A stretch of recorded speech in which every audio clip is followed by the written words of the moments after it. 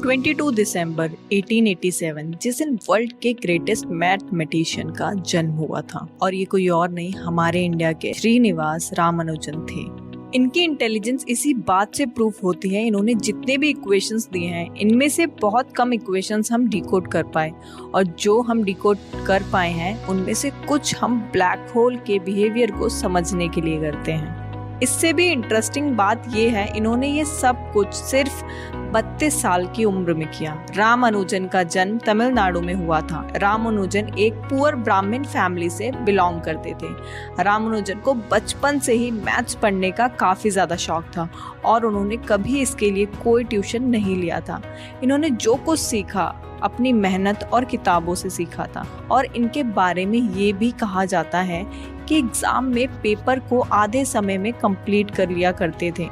1903 में रामानुजन को एक बुक मिली जिसका नाम था A Synopsis of Elementary Result in Pure and Applied Mathematics, जिसे जीएस कार ने लिखा था। इसके अंदर पूरे 5000 थ्योरम थे और रामानुजन ने इस पूरे बुक को डिटेल से स्टडी की। बाकी अच्छा परफॉर्म करने के कारण उन्हें गवर्नमेंट आर्ट कॉलेज में उन्हें पढ़ने की स्कॉलरशिप मिली, लेकिन बाद में वो मैथ्स को ज्यादा समय देने लगे जिसके कारण वो बाकी सब्जेक्ट में फेल हो गए। कई बार फेल होने की वजह से उन्होंने कॉलेज को छोड़ दिया बिना डिग्री को लिए ही और इसके बाद अकेले ही मैथमेटिक्स में अपनी रिसर्च स्टार्ट कर दी।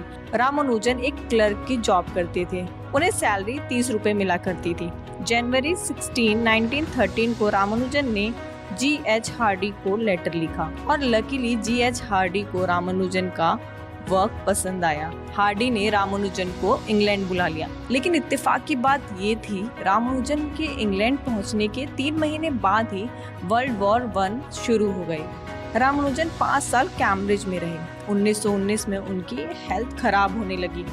हेल्थ खराब होने का कारण अलग अलग बताया जाता है कि वो वेजिटेरियन थे, तो इंग्लैंड में इतना अच्छा खाना नहीं मिलता था, वेजिटेरियन खाना नहीं मिलता था। कारण ठीक तरीके से सामने नहीं आया था कि उनकी तबीयत खराब क्यों होने लगी थी।